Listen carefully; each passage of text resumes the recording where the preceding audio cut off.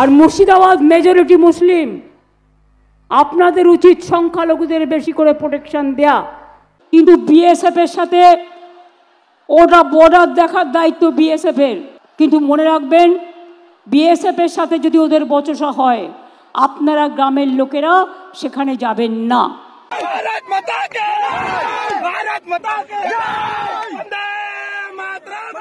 ঠিক এই মুহূর্তে আমাদের পশ্চিমবঙ্গে কি কি ঘটছে, তৃণমূলের নেতারা ঠিক কি চাইছেন, ফিরহাদ হাকিম, সিদ্দিকুল্লাহ চৌধুরী, দুই হুমায়ুন কবির, রাজ্যের মুখ্যমন্ত্রী মমতা বন্দ্যোপাধ্যায় প্রতিদিন আপনাদের চোখে আঙুল দিয়ে দেখিয়ে দেওয়ার পরেও এই রাজ্যের মানুষের, ভোটারের, জনতার, লক্ষ্মীদের ঘুম ঠিক ভাঙছে না। ঠিক এই মুহূর্তে যা যা ঘটছে, একটু যদি বুদ্ধি দিয়ে এই বাংলার মানুষ বিচার করত, তাহলে বাংলার মেয়েকে অন্তত তিনবার নবান্নের সিংহাসনে বসিয়ে রাখতো না। বাংলার একটা জেলা মুর্শিদাবাদ, সেই মুর্শিদাবাদের এবার হিন্দুদের দায়িত্ব মুসলিমদের হাতে তুলে দিলেন বাংলার মুখ্যমন্ত্রী মমতা বন্দ্যোপাধ্যায়। দাঙ্গা লাগলে মমতা বন্দ্যোপাধ্যায়ের পুলিশ আর প্রশাসন নয়, এবার হিন্দুদের রক্ষার দায়িত্ব মুসলিমদের হাতে তুলে দিলেন বাংলার মুখ্যমন্ত্রী। ঠিক যেমন পাকিস্তানে হিন্দুদের দায়িত্ব ছিল মুসলিমদের ওপর, হিন্দু শূন্য হয়ে গেছে।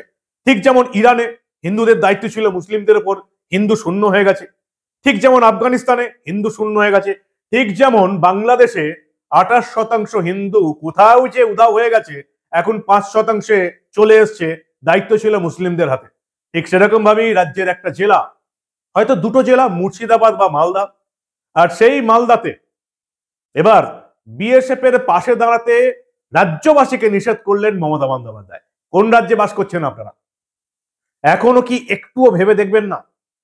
রাজ্যে মমতা বন্দ্যোপাধ্যায় তৃণমূলের ভোট আছে প্রায় 45-46%, 30% মুসলিম ভোট ইনট্যাক্ট।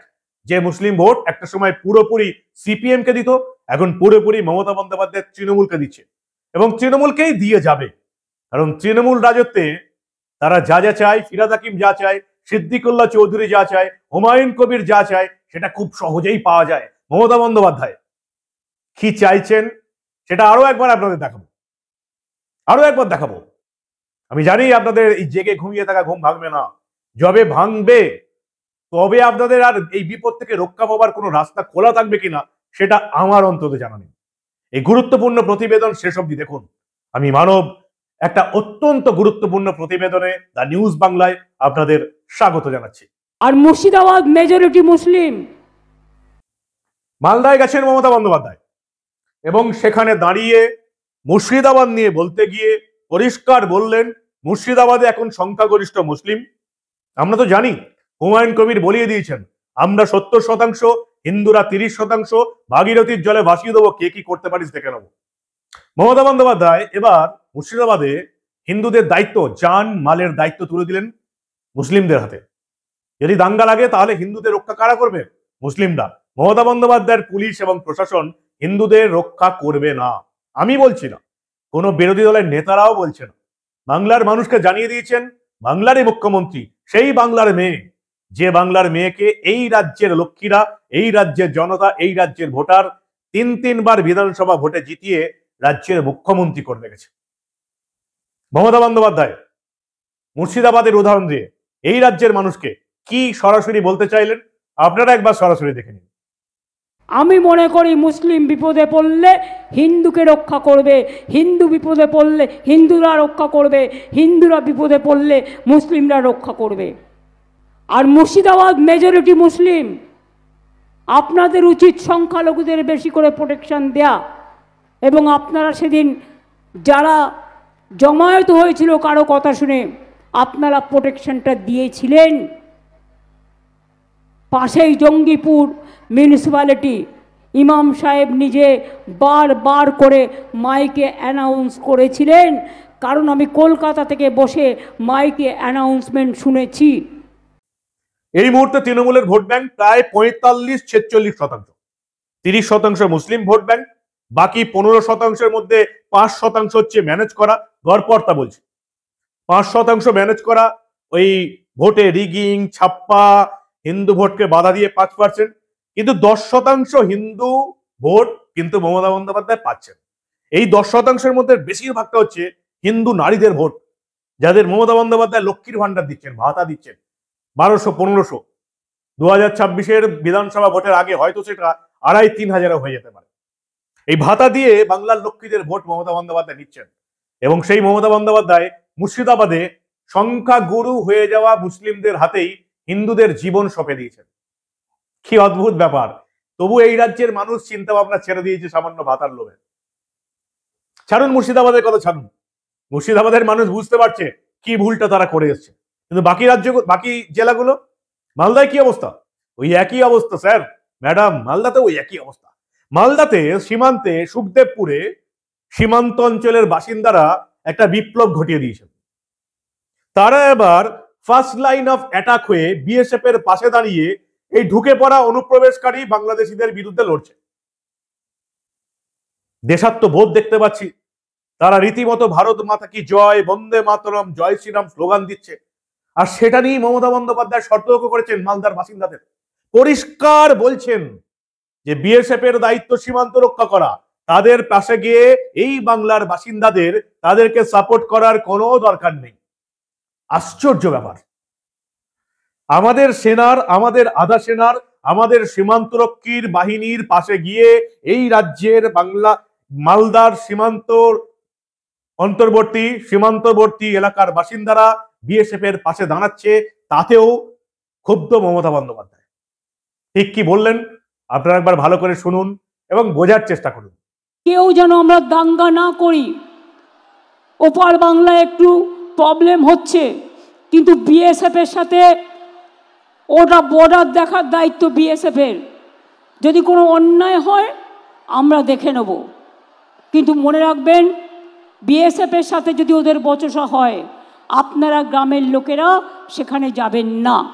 আর পুলিশকে বলবো মাইক্রোফোন অ্যানাউন্স করে বলবেন যে আমাদের ইন্ডিয়ার লোকেরা এপারে চলে আসুন, বাদবাকিটা প্রশাসন দেখে নেবে। আমি বিশ্বাস করি হয়তো একদিন আমাদের সম্পর্ক আবার ভালো হয়ে যাবে। কিন্তু মালদা সীমান্তে এই ভারত মাতা কি জয়, বন্দে মাতরম, জয় শ্রীরাম ধ্বনি মমতা বন্দ্যোপাধ্যায় সহ্য করতে পারছেন না। भारत माता के, भारत माता के, वंदे मातरम, वंदे मातरम।